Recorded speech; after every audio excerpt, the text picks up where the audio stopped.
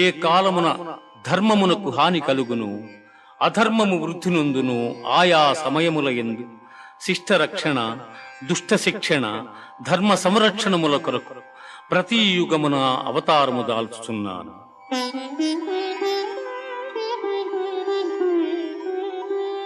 వీతరాగ భయ క్రోధాః మన్మయా మాముపాశ్రితాః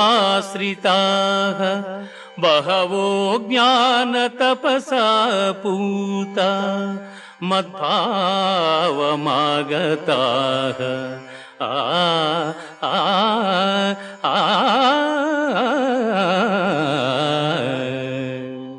అనురాగము, భయము, క్రోధము వదలి నాయందు మనస్సు లగ్నము చేసి ఆశ్రయించిన సత్పురుషులు జ్ఞానయోగము చేత పరిశుద్ధులై నా